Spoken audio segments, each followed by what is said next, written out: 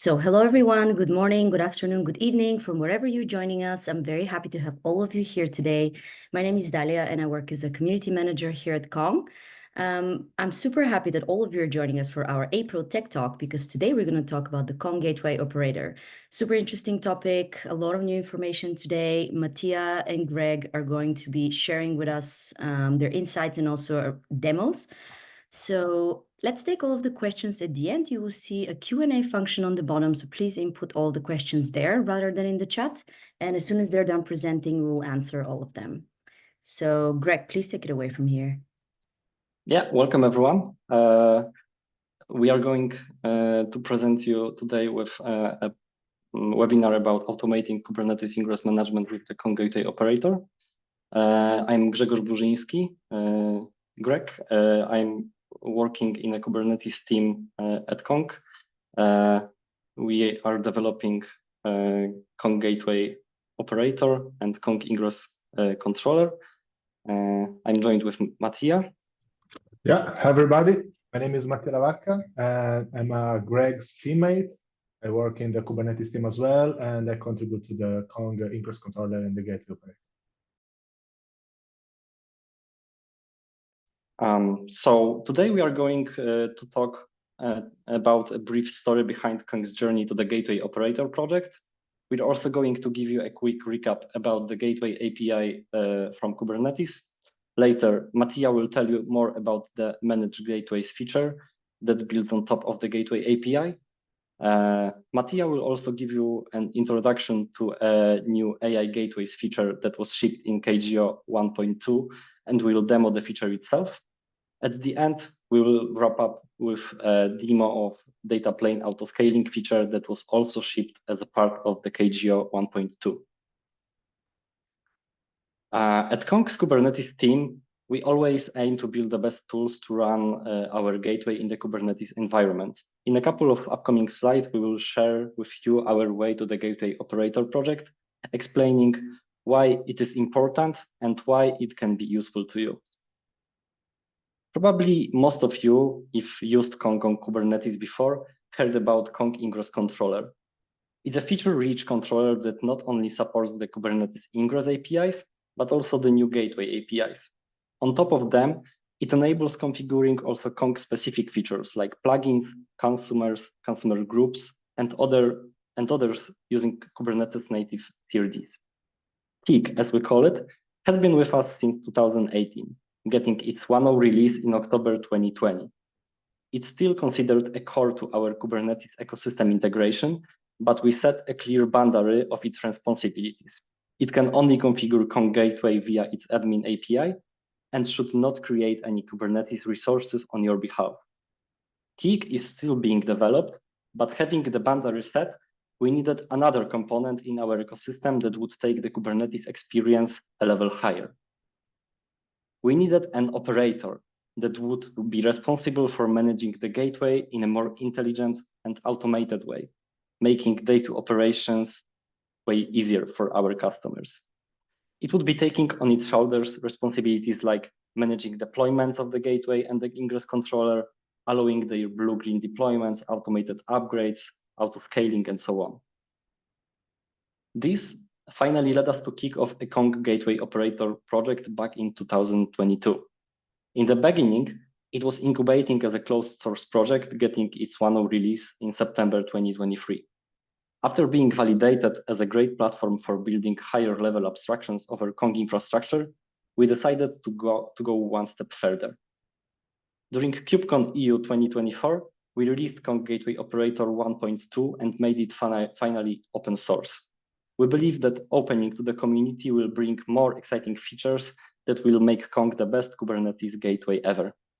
We encourage everyone to actually try it out, look into the source code, report issues, and provide feedback. We are always welcoming that. Now, a couple of words about the Kubernetes Gateway API, which is an important piece of the KGO puzzle. Gateway API is an official Kubernetes project focused on L4 and L7 routing in Kubernetes that's meant to replace Ingress API and beyond that. At Kong, We are highly engaged in the project itself, and we are proud to be one of the first implementations compliant with the Gateway API spec. We believe that the future of Kubernetes Ingress will indeed be shaped by the Gateway API project. Just to give you a quick recap of the Gateway API, let's take a look at its fundamental resources and their relations.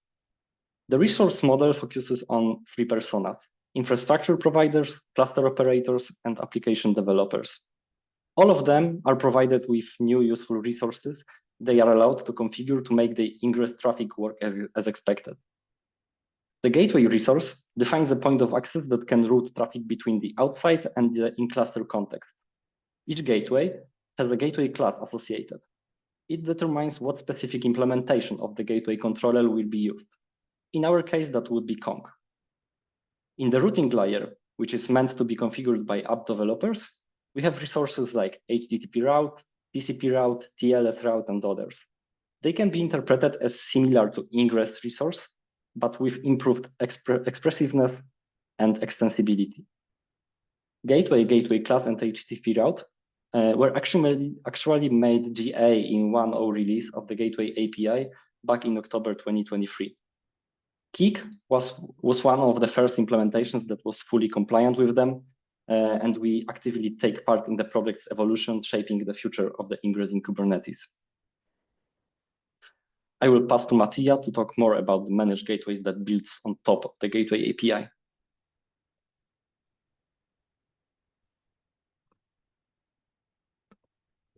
Yeah.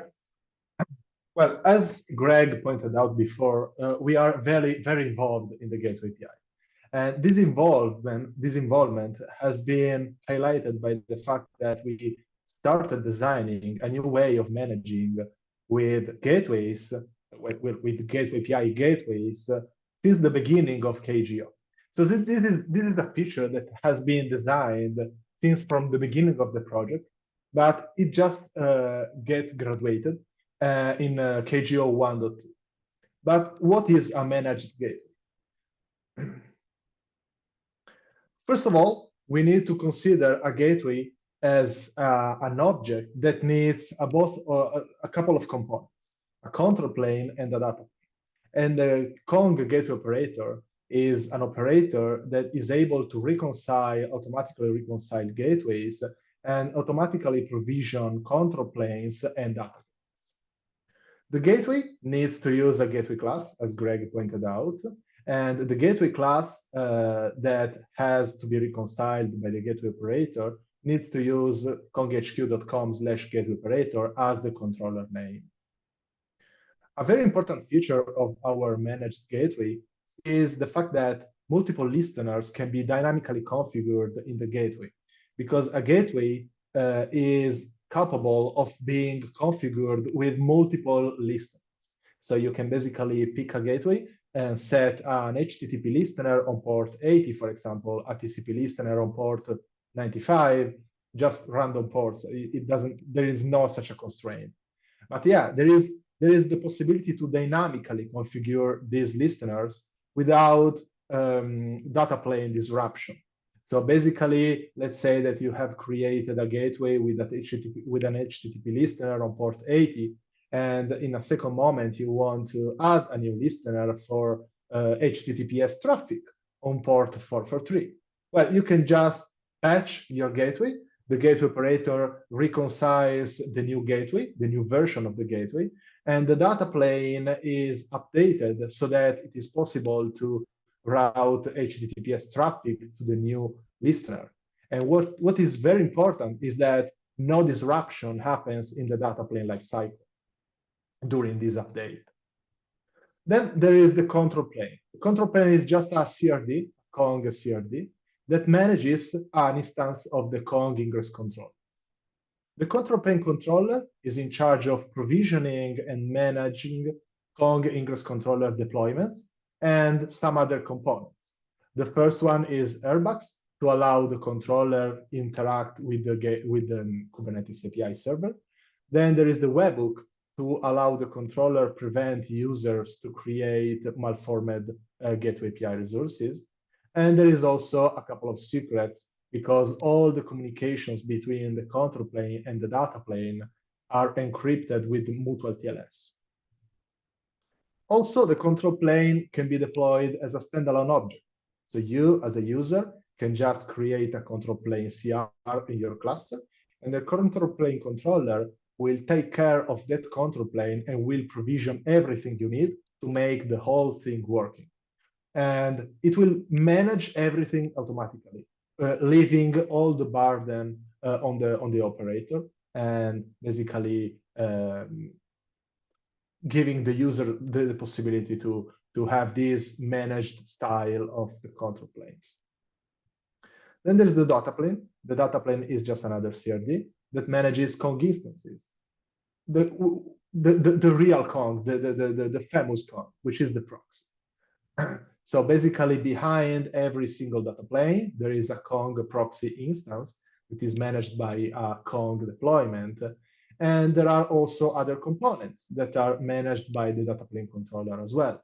The first one is a couple of services, because there is the admin service that is used by the control plane to push the configuration into the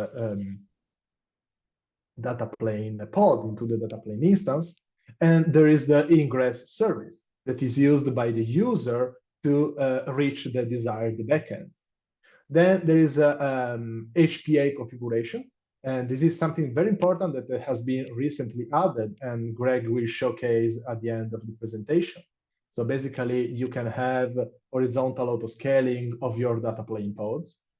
And then there is the another bunch of secrets that are also deputed to configuring mutual TLS between the control plane and data plane.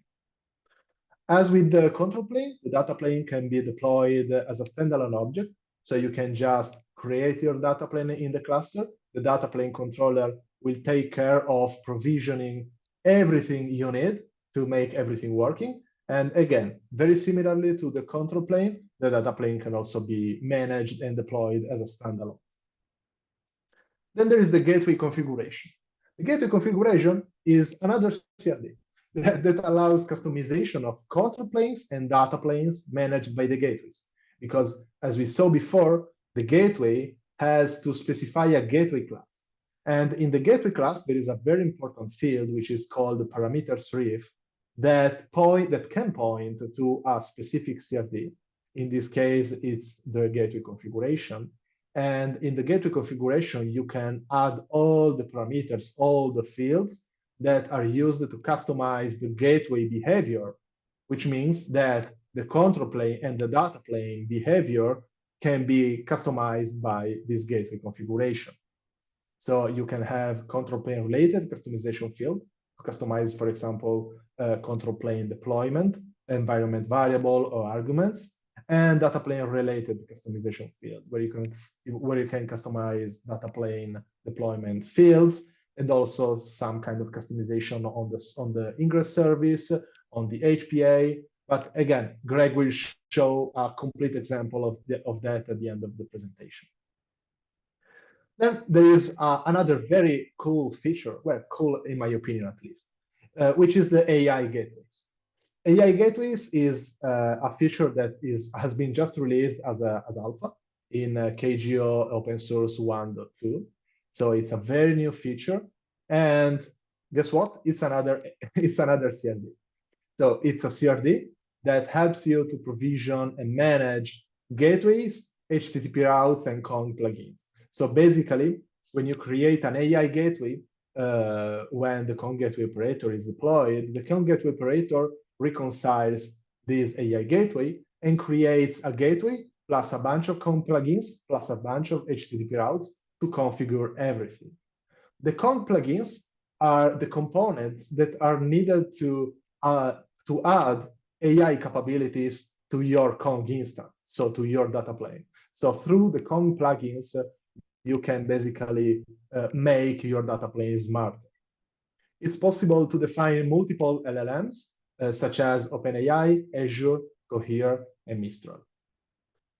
So let's start with a demo. This is just a recording, but we are going to try to have a live demo. So let's praise the demo gods.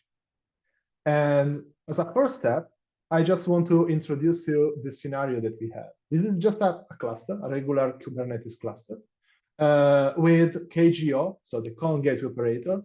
It's already installed. I installed it previously because it's just to save some time. So here you can see there is the instance that is running. It has been installed 7 hours ago. And so we are ready to deploy our AI gateway and experiment with the AI feature in Kong. So first of all, let's display the feature, the resource that we are going to create. We are going to create 2 different resources. The first one is a gateway class with the gateway operator set as controller name. So this is a gateway class that is going to be reconciled by the gateway operator. And the second resource is an AI gateway. The AI gateway defines 2 different LLMs. The first one is ChatGPT 3.5, so it's the legacy version, and it's configured to be accessed by the marketing team, provided by OpenAI, of course. And the second one is still ChatGPT, but this is version 4, still again, of course, provided by OpenAI. This is for the developer team, and can be accessed through the dev team -ChatGPT path. And here is a customization, which is interesting, because here we are saying to this ChatGPT instance that I want to be helped as you are an helpful assistant who responds in the style of Sherlock Holmes. So we expect to be helped by ChatGPT as if it was Sherlock Holmes. And here is a pointer to a secret that contains all the tokens that we need to use to interact with the service, with the OpenAI ChatGPT. So let's verify that our secret actually exists in our cluster. Here it is. It contains a token. And let's start by applying this resource, right? Because we need to create everything in our cluster. Okay, a gateway class has been created and a gateway has been created. So we expect to see a bunch of resources automatically created by the Kong gateway operator, right? And the first resource is the gateway. So if we get the gateways in the namespace default, we can see that a gateway has been created 19 seconds ago. So it's very new. It's our gateway. It is not yet programmed because it's just under provisioning and it takes some time. And so the gateway is there. So we can also take a look at other component, which is the first one, probably the most important for the user, is the load balancer service that the user is going to use to access our ChatGPT instance.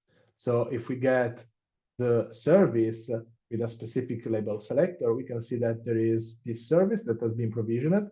This is a load balancer service with an external IP 172.18.0.100 on port 80. So there is only one listener on port 80 for this demo. Then we have our gateway, and we expect to have our control plane and our data plane that have been provisioned by the gateway controller, right? Because at the end of the story, the AI gateway controller is nothing more than a controller that creates a managed gateways. And then there is the gateway controller that creates the control plane and the data plane. So if we get the data plane, we can see that there is a data plane deployed, which is not ready yet, because again, it's under provisioning. And there is a control plane that is already true because everything has been properly provisioned. So as I showed in the slides before, we have this AI gateway that creates a gateway plus HTTP routes and Kong plugins. So if we get the HTTP routes, they are here. We have an HTTP route for the developer team and an HTTP route for the marketing team.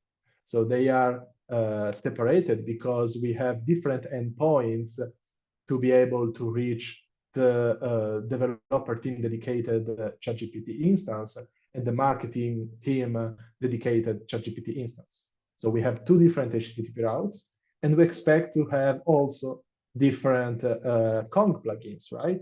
Which are the components that add these AI capabilities on top of the Kong data plane. We have a developer team, Kong plugin, a marketing team, Kong plugin, and there is another plugin that is intended to add the Sherlock Holmes capabilities on the ChatGPT for developer teams. So everything looks good. Let's look again at our gateway and see if it has been properly programmed and provisioned. And yes, it's working. The address is there. So we are able to reach it and to try to experiment with our ChatGPT instances. As a first step, we can just export the proxy IP of the from the Kong from the gateway. So here it is. If we print it, it's here, so it's correct. And now we can just start querying our ChatGPT instance. As a first query, we pretend to be a part of the marketing team. So we are talking to ChatGPT 3.5, and I want just to make some fun of the marketing team. So I just want ChatGPT to tell me a joke about marketing people. And it will take a couple of seconds, and here it is. This is a joke, can be good, it can be it can be bad, it's not that important yet. But yeah, it's provided by a ChatGPT 3.5 instance, and everything looks as expected. Okay, now we want to make fun of developers as well, right? So just ask ChatGPT 4, in this case, to tell a joke about developers. And after a couple of seconds, this is a latency introduced by OpenAI. This is not a Kong latency, of course.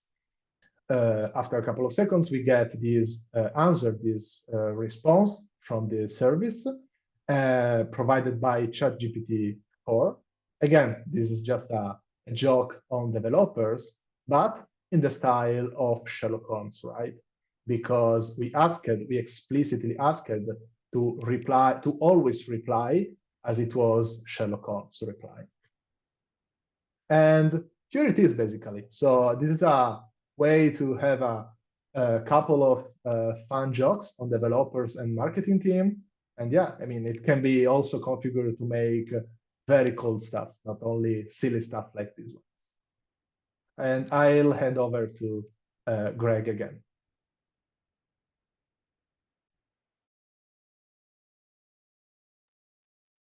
Thanks, Mattia. We've got another useful feature that we would like to show you today as well. As Mattia has already mentioned, with Kong Gateway Operator, you can deploy data planes, basically a standalone data planes. The traffic they will need to serve may fluctuate in time, and a convenient way to mitigate possible issues with degraded performance when the traffic spikes could be some scaling strategy. KGO enables data planes horizontal autoscaling based on user-defined criteria like CPU utilization or memory consumption. That allows adjusting resources based on demand to ensure optimal performance and cost efficiency. To make that available, Kong builds on top of the Kubernetes horizontal pod autoscaler, as it was already mentioned. Data plane CRD allows you to configure what horizontal scaling strategy you would like to use. KGO, based on that, will provision an HPA resource targeting the data plane deployment it's managing.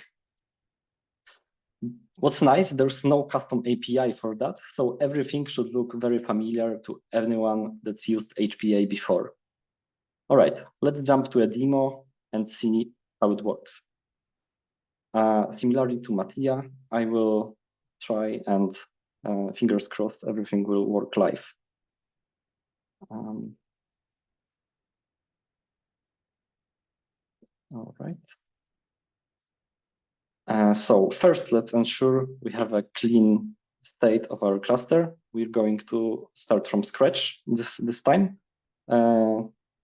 Just to show you, it's a short script that deletes an orb stack cluster and creates a fresh one. And all right, we have a clean cluster. Before we deploy our data plane, first we need to install the KGO itself. We have a script for that. And actually what happens is installing the KGO with our Helm chart, which is our recommended way to install KGO. And we are waiting for KGO to become ready. On the right side, we will use K9S dashboard to see if some pods are getting up. And yes, as you can see, we have a running pod for the Kong Gateway Operator Controller Manager, which means that KGO became ready. One more prerequisite for making HPA work with pod, CPU, and memory metrics is making sure that we have a metrics server running in the cluster. Metrics server is basically an add-on that extends Kubernetes API by exposing workloads metric that the HPI then uses to determine the current state of affairs. It can be installed by applying metrics server provided manifests like in the script. The script is here. We basically kubectl apply manifests from the metrics server releases. Let's run it. It installs a couple of resources in the cluster. And as you can see, there's another pod from metrics server that started running. All right, having that in place, we are all set to actually start installing our data plane in the cluster. But in today's demo, we are going to also make sure that our data planes connect to Kong's cloud platform, which is named Connect. They will be managed by a hybrid control plane in the cloud. So to do that, we are going to create a control plane in the Connect. And that is something that I have already done before the presentation. So I have a control plane named autoscaling demo. And as you can see, we have no data plane nodes attached to it.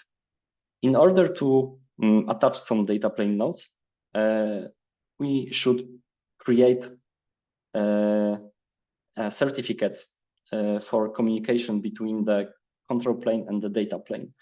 In our case, the data plane is the client, so we need to mount a certificate secret in the data plane pod.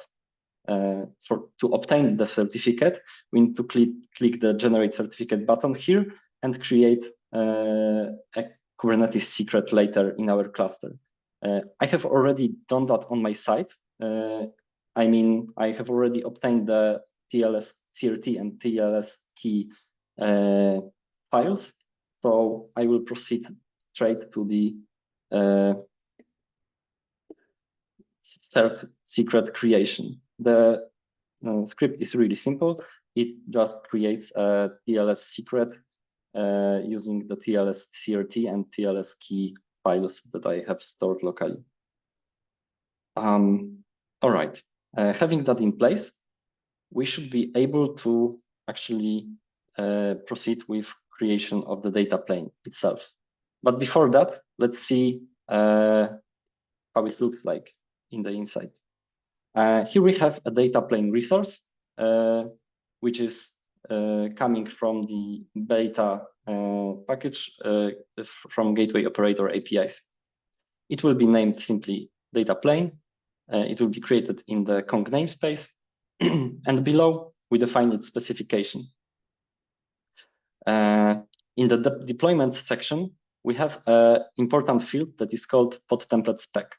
The pod template spec is a patch that will be applied on top of the default configuration that KGO generates to actually provision your data plane deployments.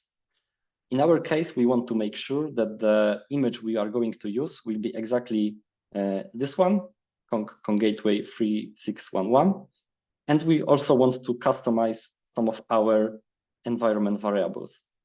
The ones we are most concerned about are these ones that are needed for our data plane to actually reach our control plane in the cloud.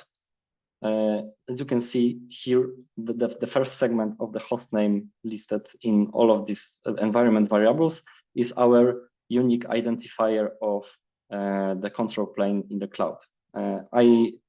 Before the presentation, I have already copied that over here, so it's easier for us doing it this way. Another important piece of environment variables is making sure that our Kong cluster cert is mounted in the pod, so it can be used for authentication with the control plane. The volume is defined here using the Kong cluster cert that we have created before, and the volume is mounted in this directory. An important piece in the context of HPA itself is resources, because if we want to use HPA, we need to make sure that the resources are defined explicitly. Either way, the HPA won't be able to tell if it needs to scale because there will be no actual memory or CPU requests. Later, that would be everything for the pod template spec. Below, we have a scaling section in which we can define the horizontal pod autoscaler specification. Probably the ones of you who had the chance to work with HPA already may find it familiar, because and you are right, because it's almost a one-to-one mapping of the API you know from the HPA specification. The only difference is that in our case, you don't need to specify the target reference because KGO will do that for you and will use the data plane deployment as the target reference. All right, so let's dig into this. What this horizontal autoscaling specification means. We are going to scale between 2 and 10 replicas maximum. We are going to use a metric which is CPU utilization, and we will aim for 50% of CPU utilization. Below, we can define behavior for scaling up and scaling down. In here, we define a policy for scaling up that will make sure that we scale up only by 100% of the current replicas count in the period of 10 seconds. Similarly, we do for the scaling down section, but with 50% in the 10-second period. We also define the stabilization window for both scaling up and scaling down. It's a quite short stabilization window. Probably in production, you would make it a little longer. It's 1 second in our case.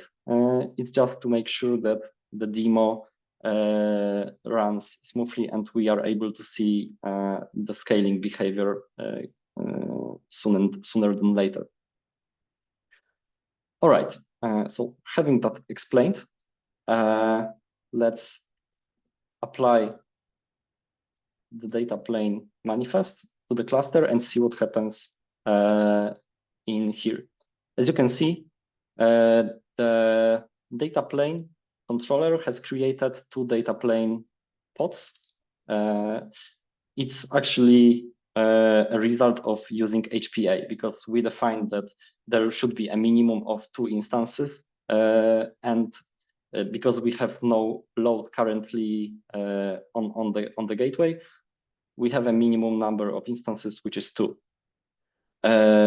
We should be able also to see that we have HPA created by the data plane controller, and here it is.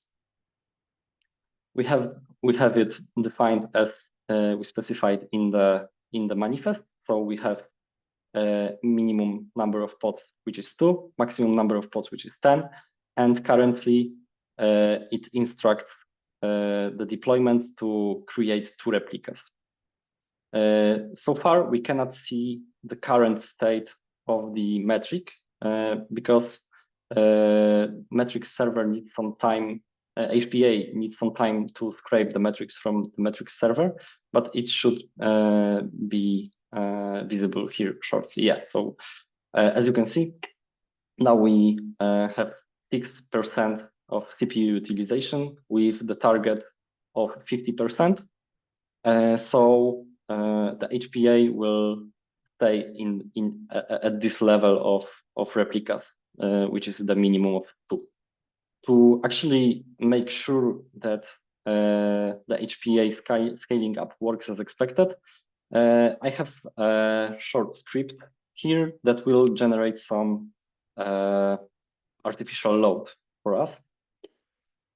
We will use a K6 tool, which is a pretty nice tool for load testing. And we have a simple script that it will execute. It will simply hit our gateway many times a second, and it will expect that it will respond with a 404 response status. Because we haven't configured any route, we will simply hit the route and expect 404 there. All right, let's run it.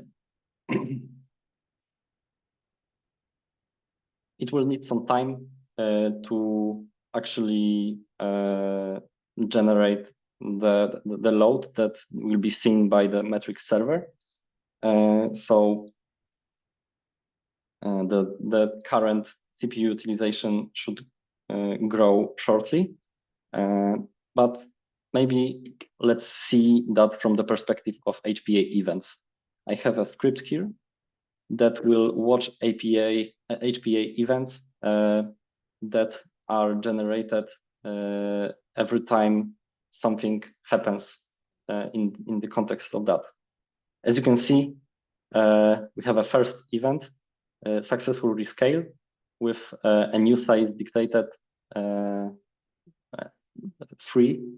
And the reason for that was that CPU utilization was above target. So exactly as we defined. As our script continues running, HPA still scales up the data plane deployment, and we are getting more replicas. It's already 6. So maybe during the script is running, we can take a sneak peek into the Connect dashboards to see if our data planes are correctly registered here. So as you can see, we have 6 data planes instances, which basically map one-to-one to our pods in the cluster. We can see their state, their version, and their compatibility with our control plane. As our script is running, their number will grow up to 10. Do we have already 10 of them? All right, we have 9. The script has finished, so now we should expect that the CPU utilization will drop, and we will get another successful rescale events that will make the replicas count lower. Let's wait a couple of seconds. It should catch it.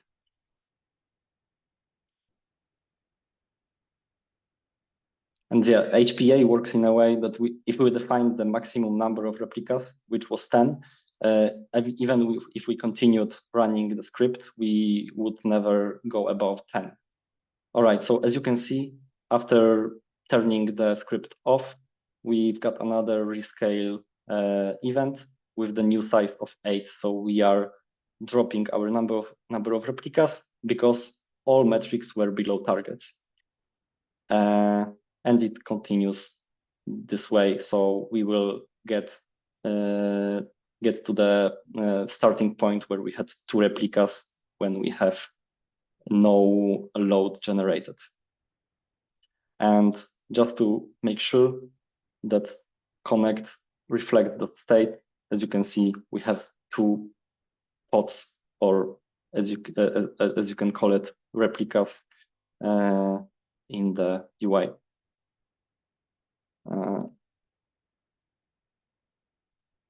All right, that would be it for what we had to present for you today. Thank you for joining us. We are happy to answer any questions you have right now, or if you want to ask for something more elaborate, please don't hesitate to write an email to us, or create an issue on our GitHub repository. We are always happy to help you. Thanks. Amazing. Thank you so much, Greg, Mattia. Great presentation. Very, very informative. Let's see the questions that we have now in the Q&A. We have 3 so far. Yeah, I've also seen a question in the chat, which is a bit old, but I wanted to wait for Greg to be finished. This is coming from Nikhil, who is asking if how basically the load balancer service is provisioned in our demos. We are using a kind cluster with metal-LB. So this is why you are seeing 172 dot something automatically provisioned in the service. So this is metal-LB in a kind class.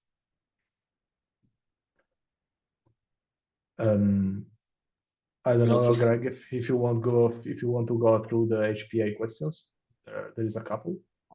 I can see also a question: is Kong open source? I've also replied. I've already replied. All right.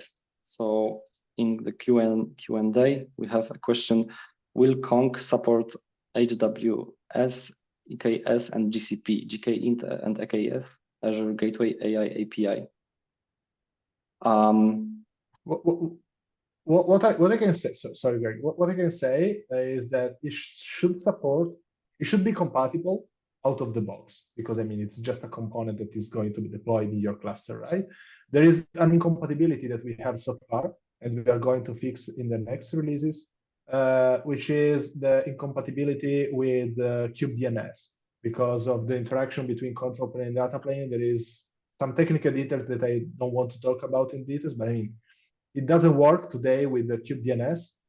So it works only with core DNS or cloud DNS. So if you want to go, for example, on GKE, which deploys kubedns by default, you have to switch your DNS to cloud DNS, and it works. This is the only limitation that we have today. But this is going to be fixed in the future.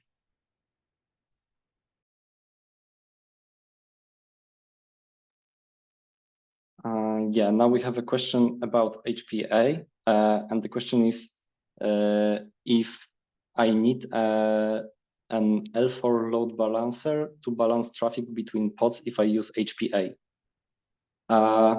Actually, no, you don't need that. You can, as in our presentation, we used service kind of load balancer kind of service, and it doesn't have to be an L4 load balancer specifically.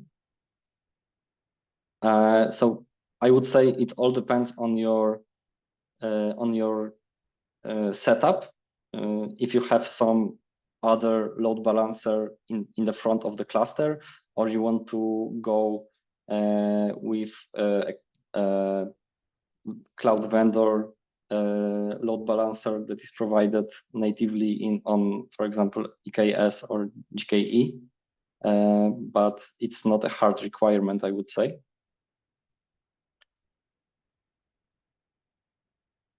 Maybe, I don't know, Mattia, if you have something to add to that.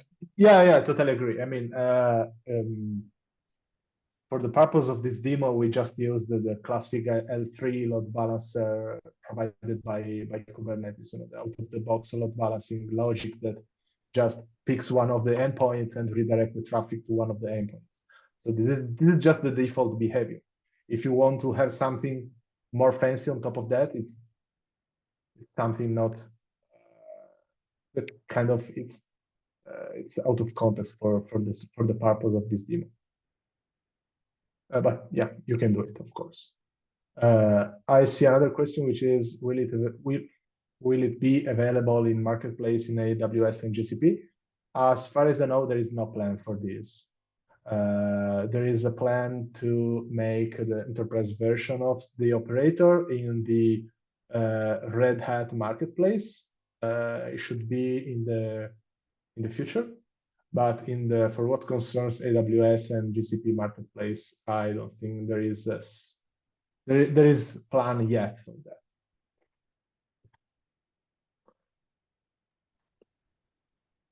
And next one, what is the major difference between Istio and Kong Gateway? Technically, pros and cons. So I would say it's hard to compare them to, because they are not exactly designed for the same purpose. Istio is a service mesh, while Kong Gateway is a typical API gateway. If we would like to compare something from the Kong offering, we should rather compare Istio with Kuma mesh, but I'm not sure if we will be able to compare it comprehensively during this talk. I encourage you to take a look into the Kuma project.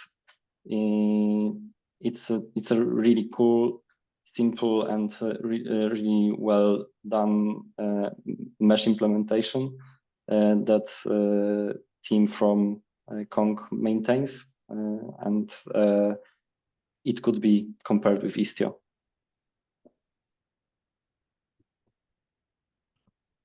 I see another quite tricky question, which is a multi-cluster question. In the case of an API gateway for multiple clusters, what is the best distribution strategy? A Kong for each cluster, or a single Kong in a cluster as a gateway to all clusters? Thinking about AWS, where I have multiple clusters in different VPCs, and the cost of traffic between VPCs may impact the bill at the end of the month. Well, maybe you, Greg, have something else to say about it, but what I can say about is that there is no advertised configuration for multi-cluster with Kong. I mean, you can configure both, and you should be able to do that, because at the end of the story, as we showed, for example, in the AI gateway talk, we were able to redirect traffic through the gateway API via the gateway API outside the cluster, right, in an external service. So it should be possible to have both the configurations, probably with some hack in between, but I am not fully aware of the suggested strategy for that. I don't know if you, Greg, have some other insights. Yeah, I think that technically both implementations could be done, because there are no technical limitations in our products per se. It all depends on your use case. Kong doesn't, KGO doesn't require, or Kong itself doesn't require any specific configuration in that matter. So you can use a single deployment of the gateway in one cluster and make it a gateway to all of your, let's say, private clusters that would be managed by different teams, maybe. I think if you would like to discuss it, we are happy to get more information about that and provide you with more elaborate answer.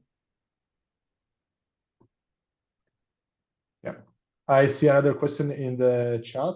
What is the support for open source LLM? So far, the only LLMs supported are the ones that we mentioned, which are OpenAI, Azure, Cohere, and Mistral. As again, this AI gateway is an alpha feature for KGO, and it's a fairly new project in Kong as well. So there is a lot of effort going there, and many capabilities are being added week over week, month over month. So just stay tuned. And also, if you have any specific requirement or desire for a feature, Kong, KGO, and Kik are open source, and you can just open an issue and advocate for your needs, and maybe they will be implemented if they make sense. Yeah, please do that. Amazing. Thank you, Mattia. Thank you, Greg. Let's see if we have any last questions. And if not, please feel free to send your questions to community@konghq.com. You can see the email here. You can also join our community Slack. Let me put the link very quickly in the chat here. So you can ask anytime there.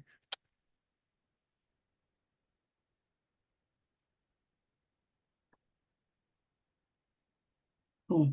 All right. Well, thank you, Mattia. Thank you, Greg, for the great presentation. And thank you, everyone who joined us today. I hope you enjoyed it. The recording will be available in a few hours on our YouTube channel if you want to rewatch it. And I hope to see you at our next event. Have a good day, good evening, and see you soon. Bye. Thank you. Thank you.